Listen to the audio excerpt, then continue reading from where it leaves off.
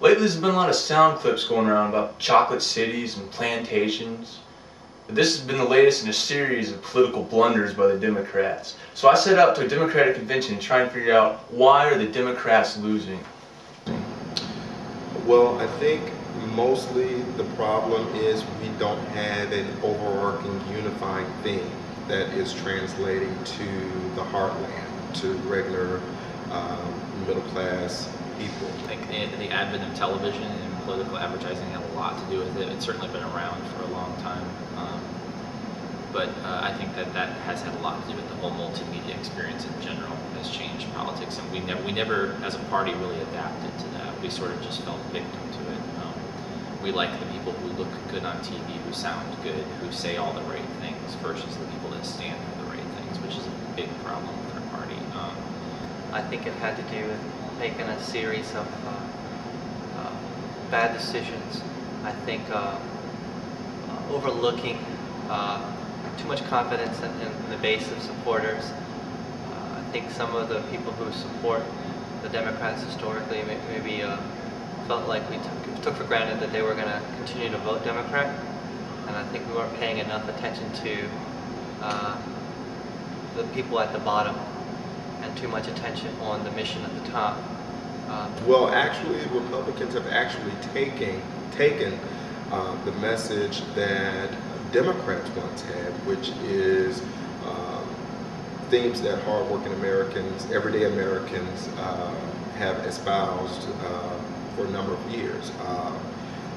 Tax relief is one example of, and smaller government intrusion into everyday lives. So, one possible answer lies in psychology. Any psychologist will tell you no matter how logical and intelligent a person is, he's still an emotional, irrational creature. Now apply that to politics. You've got one political party that uses logic, and you've got another political party that taps into fear and terror and people's hope for the afterlife. Which one do you think is really going to work? What are the Republicans doing specifically that's allowing them to manipulate this situation better than Democrats? Well, it's simple. It's simple positive and negative theory. Is a consistent message over time, resonates with a certain group of people that we'll call now their base, and they've made that base very organized and very effective. The Democrats on the opposite side tend to fall more on the framing and the issue side, and not so much on the fundamental values and fundamental themes of our party. So the question then becomes, how do you combat emotional propaganda? I think emotions like that, they have no business making good decisions.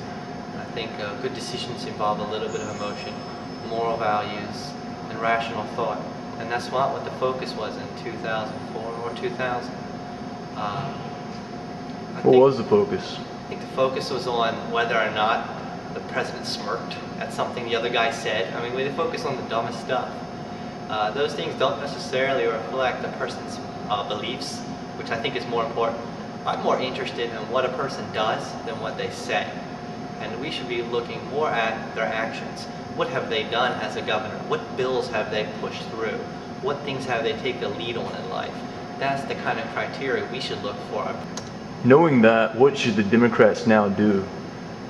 The Democrats really have to go back to the drawing table on both underlying values, but then even the institutions and the networks that support those values. It's everything from educational systems to media to you name it. There's a lot of behind the scenes, not political roundtables and not candidate roundtables that has to be done. Sometimes there are people who are independent and they're not sure if they like the Democrats or not. That's because to them it's not clear what they are. They need to be more clear in driving that home. But then again, who is it that doesn't? Who is they? Who is they being clear? It's me. It's you. It's people standing up and taking positions of leadership and stop waiting around for the people behind the scenes. There is no people behind the scenes. Who is a Democrat? It's the people sitting in their living rooms. It's the people that believe in what they're trying to do, and then you stand up, and in your community you organize. A psychologist will tell you that somebody's actions are more likely to be guided by their emotion rather than logic. So the only way the Democrats can win is to launch their own emotional blitzkrieg of propaganda. And you don't have to scare people with Al-Qaeda boogeyman hiding in the bushes. You can scare them with the truth. Nothing is scarier than the Patriot Act.